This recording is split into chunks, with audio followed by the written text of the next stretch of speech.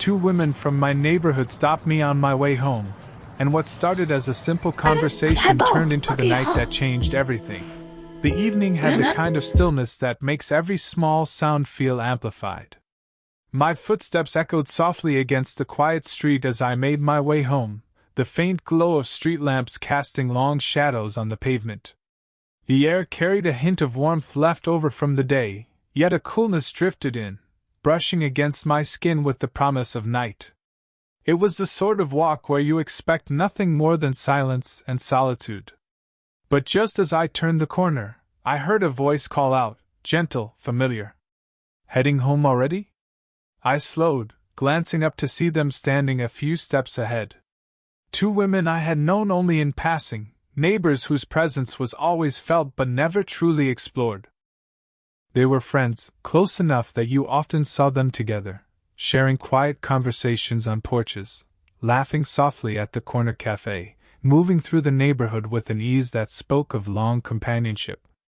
Tonight, though, their presence felt different. They stood together under the warm halo of a streetlight, their expressions carrying a mixture of warmth and curiosity. One had her arms folded lightly, her posture relaxed but her eyes bright, studying me as if she had been waiting for this moment. The other wore a faint, almost playful smile, her head tilted in a way that made the simple act of standing there feel charged with something unspoken. I smiled back, trying to keep it casual. "Yeah, just heading in." But neither of them moved aside. Instead, one of them took a small step closer, her heels tapping gently against the pavement. "You always walk so fast," she said lightly, almost teasing. "As if you're afraid someone might stop you." The words landed with surprising weight. My chest tightened, not out of fear but from the strange awareness that they had stopped me, and now the night seemed to hold its breath around us. I noticed the little details. The way one brushed her fingers along her sleeve as though grounding herself, the subtle fragrance of her perfume drifting on the evening air, mingling with the other's softer, floral scent. Even their laughter, when it came, was low and smooth, blending into the quietness of the street like music just barely audible from an open window.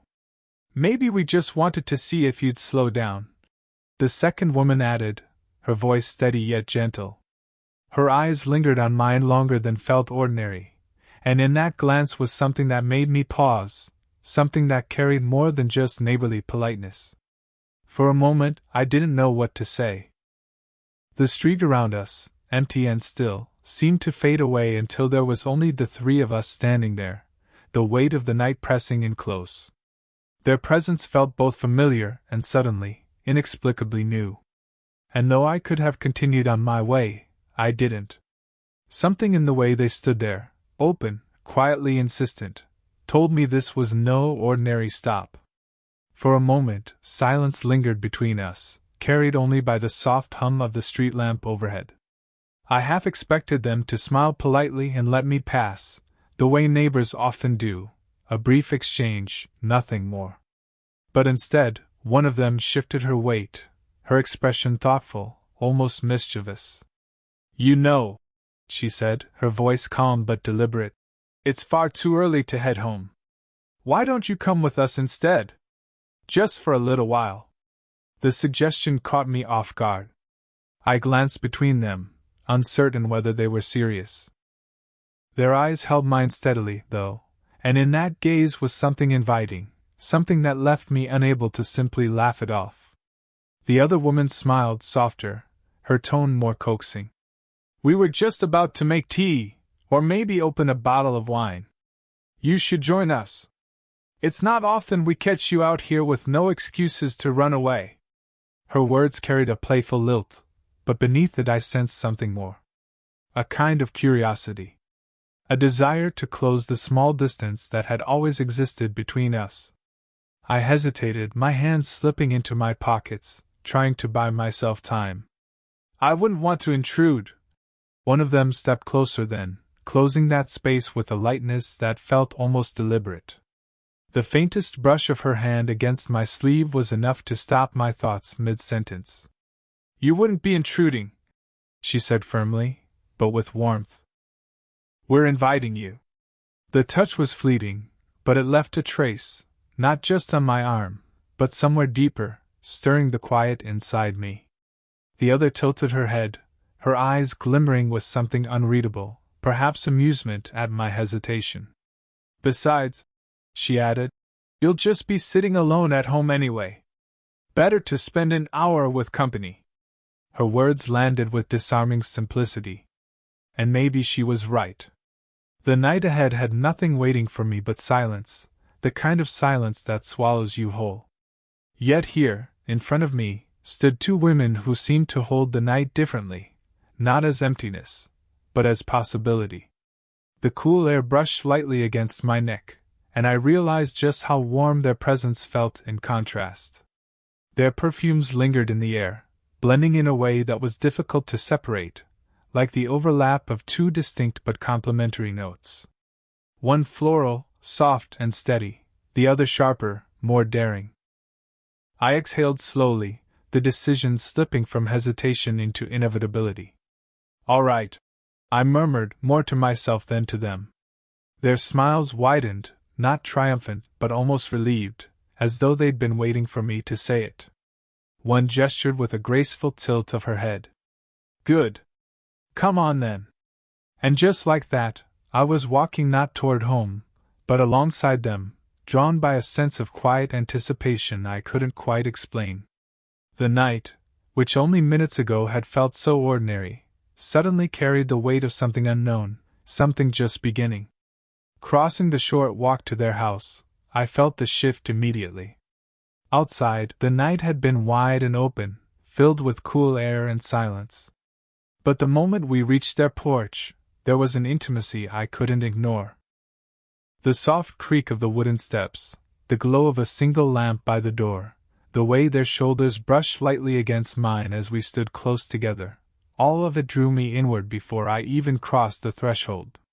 One of them unlocked the door with practiced ease, glancing back at me with a faint smile, as though checking to see if I was still certain about following. The other pushed the door open, her hand resting for a moment on the small of my back as if guiding me inside. That subtle touch, gentle, almost fleeting, sent a quiet shiver through me. Their home was warm in a way that felt lived in but carefully kept.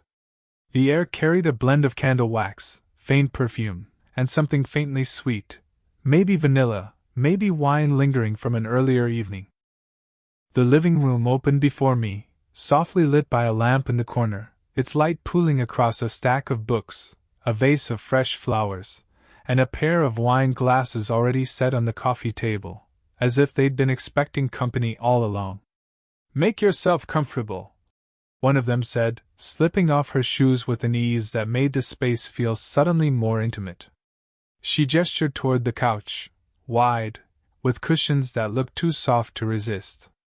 I hesitated for a moment at the doorway, not from discomfort but from the sense that stepping further meant stepping into something more than just a neighborly chat. Then I followed their lead, moving toward the couch. As I sat down, the cushions dipped under my weight, enveloping me in their warmth. The fabric carried the faint scent of lavender, the kind that clings quietly to a space over time. They joined me soon after. One settled on my right, close enough that the warmth of her presence brushed against me without needing to touch. The other took the seat on my left, slightly angled toward me, her knee almost grazing mine. Their closeness wasn't overwhelming, but it made me acutely aware of every movement, the way their hair caught the light, the sound of their laughter when one of them made a quiet remark, the steady rhythm of their breaths as they settled in. Conversation began simply. Questions about work, about the evening, about nothing in particular. But there was something unspoken in the way their eyes lingered, how their smiles carried just a little more weight than casual friendliness. At one point, one of them leaned forward to pour wine into the glasses, the soft clink filling the room. She handed one to me, her fingers brushing mine for the briefest moment. The other reached across the back of the couch, her arm resting there loosely, her shoulder leaning just close enough that I could feel the faintest warmth radiating through the air. And there, caught between them, I realized that this was no ordinary visit. The space itself seemed to hum with a quiet energy, as if the night had chosen to fold the three of us into a moment neither of us had planned but none of us wanted to end. The wine tasted smoother than I expected, a soft sweetness that lingered at the back of my throat. I held the glass loosely in my hand, not drinking much, more aware of the atmosphere around me than anything else. The lamp's glow painted the room in warm amber, casting gentle shadows that stretched across the walls. It felt like the kind of setting where people spoke honestly, where silence wasn't heavy but inviting, the kind of silence that asked you to fill it with something real. It was one of them who broke it first. She leaned forward slightly, setting her glass down on the table. Her fingers lingered at the rim, turning it slowly as if her thoughts were gathering in circles. "You know," she began, her voice softer now, "it's strange how quiet life becomes after certain chapters end. The house feels bigger, emptier. Even laughter sounds different." Her words carried a weight I hadn't expected. Her smile held, but it was thinner now, touched with the faintest edge of sadness. I felt her eyes on me, steady and searching, as though she wondered how much I might understand. The other woman shifted beside me, drawing her knees up slightly onto the couch. She gave her friend a small, supportive glance before speaking herself. "She's right. It's like, you spend so much time taking care of everything, people, responsibilities, routines, and then one day, you look around and realize you've been forgetting yourself." Her voice was calm, but there was a quiet vulnerability tucked between her words, like something she rarely admitted aloud. The room seemed to hold its breath with them. I didn't move, didn't interrupt, sensing that what they were offering wasn't just small talk, it was pieces of themselves, pieces that rarely left their lips. I nodded slowly, unsure if words would add anything but wanting them to know I was listening. And perhaps that was enough, because their shoulders eased slightly, as though simply saying it aloud had lifted something. The first woman gave a small laugh, though it was tinged with self-consciousness. "Sorry," she said, brushing a strand of hair behind her ear. "We didn't invite you in just to listen to us talk about heavy things." But I shook my head lightly. "No, it's not heavy. It's honest." That answer seemed to still her, her eyes softening in a way I hadn't seen before. For a brief second, the corners of her lips lifted in something more genuine, not playful, not guarded, but grateful. The second woman leaned a little closer then, her hand resting on my knee, meant perhaps as a casual gesture but carrying far more than that. Her palm was warm, her touch steady, grounding. "You listen differently than most," she said quietly. "Like you're actually here with us." Her words, her touch, the closeness of both of them, it all swirled together into something delicate, something almost fragile, but undeniable. The air between us no longer felt like neighbors exchanging stories. It felt like the start of truths they had long wanted to share, with someone who might actually see them. The conversation drifted naturally after their confessions, yet something in the room had undeniably shifted. It wasn't in what was said, but in what lingered between the words. Their laughter, when it came, was softer now, quieter, the kind of laughter that feels less like amusement and more like relief, a small release after bearing something vulnerable. I could feel the change most in the pauses. They weren't empty anymore, they carried weight, filled with a closeness that hadn't been there when I first walked in. Every glance, every shift in the cushions, every brush of fabric seemed amplified by the silence that followed. One of them reached forward to pour a little more wine into my glass. She didn't ask if I wanted it, she simply did, her hand steady, her eyes flicking briefly to mine as the liquid filled the curve of the glass. Her fingers brushed mine when she passed it back, and though the contact was fleeting, it stayed with me long after. The other leaned closer as she spoke, her voice lower now, almost as if the night itself had quieted around us. Her shoulder grazed my arm in the subtlest of ways, a contact so light it could have been accidental, except she didn't pull away. I could feel the faint warmth of her body there, steady and present, and it made the air between us hum with something unspoken. The lamp in the corner seemed dimmer now, as though the room had drawn tighter around us. Outside, the world was silent. No passing cars, no footsteps on the street. Only the occasional creak of the house settling into night. Inside, the stillness felt alive, charged with the awareness that something delicate was forming between the three of us. I noticed the details differently now, the way one woman absently traced her finger along the rim of her glass, her eyes flicking toward me more often than before. The way the other tucked her leg beneath her on the couch, leaning in slightly, her posture relaxed yet undeniably attentive. Their closeness made me aware of my own body, the way my hands tightened slightly around the stem of the glass, the way my breath felt a little slower, heavier, as if I were careful not to break the balance of the moment. It struck me then how natural it all felt, despite how unusual it should have been. This wasn't some orchestrated evening, wasn't something planned or prepared. It was simply unfolding, layer by layer, as if we had all been waiting without realizing it. When one of them laughed softly at something small, a comment about the week, a fleeting joke, the other leaned into me gently, her head tilting closer, as though to share the moment more directly. Her hair brushed my shoulder, and the light touch of it was enough to make my chest tighten. The shift was undeniable now. We were no longer three neighbors sharing wine on a quiet night. We were three people leaning into a closeness that felt both daring and inevitable, drawn together by something no one dared name just yet. The weight of the evening settled around us like a blanket, warm and steady. Time seemed to move differently, slower, stretched, as though the clock on the wall had agreed to stay quiet a little longer. Conversation dwindled into fragments, the kind where words were no longer the main thread holding us together. What mattered now were the pauses, the silences, and the way our bodies seemed to shift unconsciously closer. One of them set her glass down with deliberate care, her hand brushing against my arm as she leaned forward. She didn't move it quickly, didn't pull away as most people would when touch happens by accident.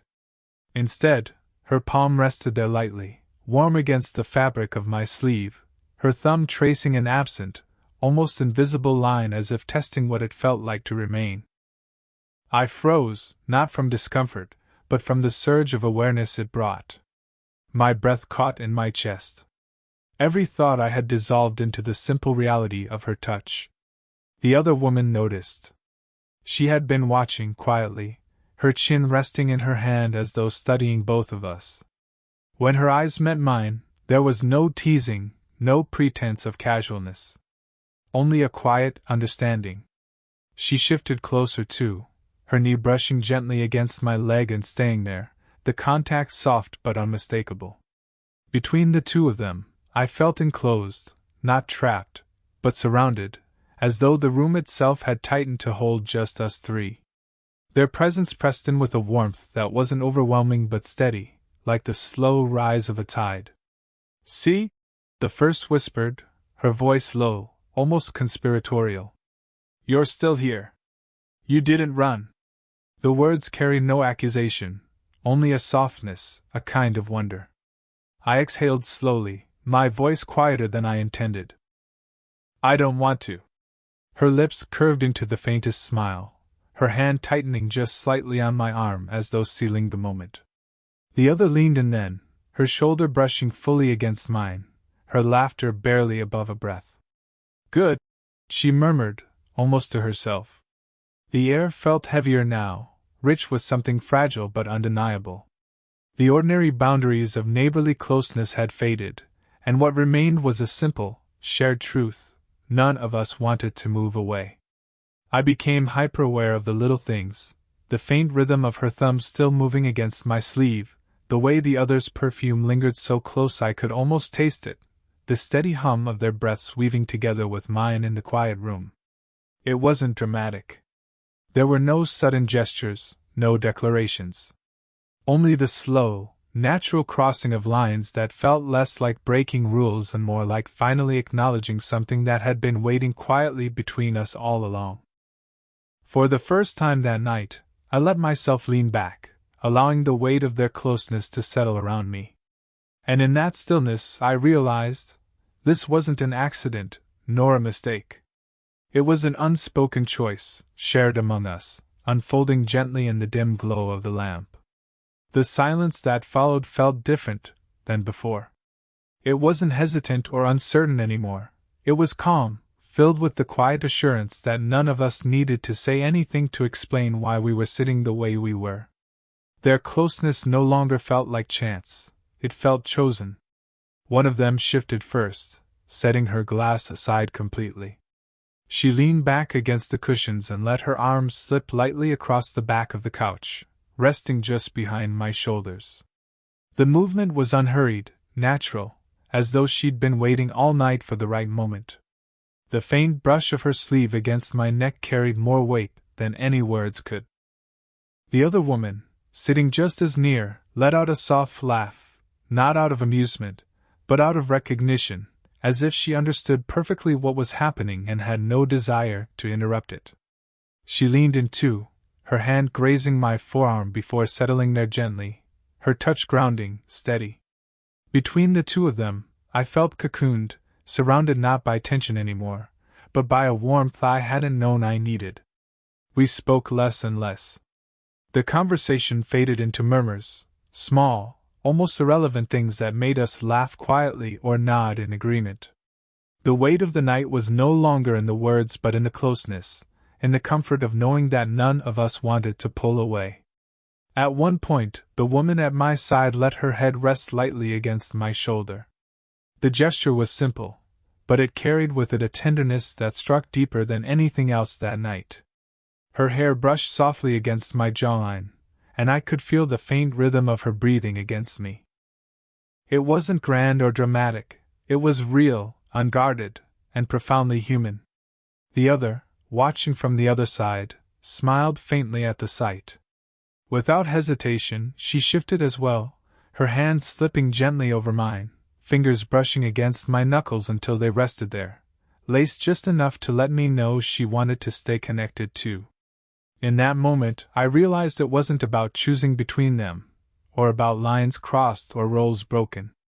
It was about something simpler, three people who, for reasons none of us needed to explain, had found in each other what we had been missing alone: closeness, belonging, and a quiet kind of affection that didn't demand anything more than presence. The room glowed faintly with the last light of the candle flickering on the table. The world outside felt impossibly far away, as though it couldn't touch us here. And as we sat together, their arms, their laughter, their warmth around me, I understood that this night wasn't about chance at all. It was about finding comfort where we least expected it, and holding on to it with gentle certainty.